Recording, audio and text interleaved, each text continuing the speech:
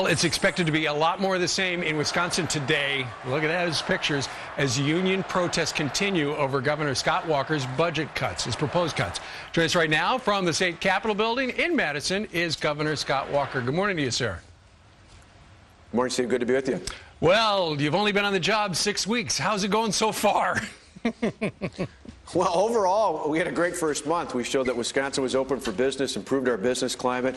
Obviously, things have taken a dramatic turn a week ago when I introduced a budget repair bill to balance the current budget deficit and prepare for the $3.6 billion budget deficit we inherited. Right. And what we're asking for is a very bold political move, but it's modest when it comes to the average taxpayer. Most people outside of government pay a whole lot more for their health care and pension benefits than what we're asking for right now. And it looked like, as the debate was supposed to rage in the Senate there, the state Senate, extraordinarily yesterday at 11 o'clock in the morning when they had the quorum call and the Democrats and Republicans were supposed to be there in the legislature, the Democrats got in a bus and went across the state line to a Best Western where they are holed up so they don't have to vote.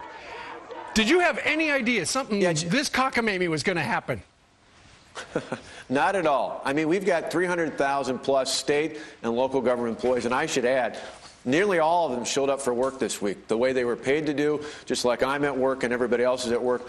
Unfortunately, we've got 14 state Senate Democrats who decided they don't need to show up for work and do their job. Right. They have every right to debate the bill, they have every right to oppose the bill, but they need to show up and do the job they were paid to do. Is there any possibility that you would order the police to go get them and have them come in and do their job and vote?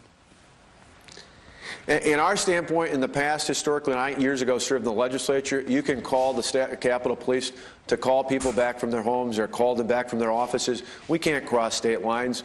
From our standpoint, we're hoping to make a rational appeal to them that whether they agree with the bill or not, have the guts to show up and do your job. Don't hide out in another state. Come here and do your job, make your case, make your argument.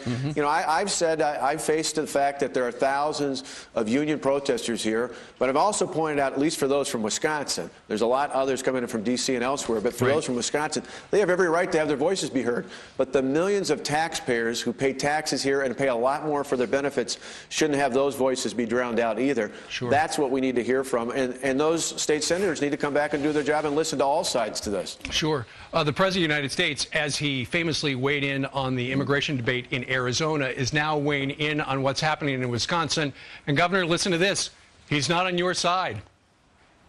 Of what I've heard coming out of Wisconsin, where you're just making it harder for public employees to collectively bargain generally. Seems like more of an assault on unions. I think everybody's got to make some adjustments. But I think it's also important to recognize that public employees make enormous contributions to the well-being of our states and our cities. What do you think, Governor, about the President of the United States getting tangled up in your issue?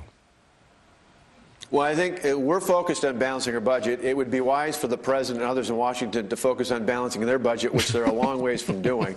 In our case, $3.6 billion, what we're asking for is a 5.8% contribution for pension, still below what most people are paying, and 12.6% for health care premiums, which is half the national average. Again, what we're asking for, we're not degrading public employees. I've said repeatedly, good, decent people work for the government.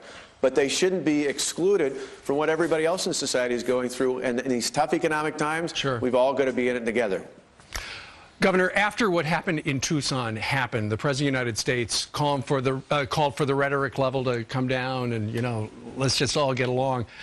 And extraordinarily, there in Wisconsin, as this debate rages, I understand that a number of people from the left have been harassing people in the Republican Party. Yeah, there's no doubt about it. Go ahead. No, I say there's no doubt about it. We've had protesters at a number of lawmakers' homes, not just in their offices. Again, you have every right to come to the Capitol and have their voices be heard. At homes, I even had the other day in front of my personal home in Wauwatosa, where my kids still go to school, had so many protesters, the police actually had to close the street down to keep everybody safe. Again, people have a right to have their voices heard, but the bottom line is they shouldn't be able to drown out the voices of the millions of taxpayers who today pay a whole lot more when it comes to health care and pension pension benefits than what we're even asking for. That's what this is all about. Yeah. Balancing the budget, doing it in a way that avoids layoffs. Yeah. Well, one other thing, you know, some of the signs, and we've been seeing a lot of signs. I've seen you with a Hitler mustache. I saw you with the crosshair in a Target.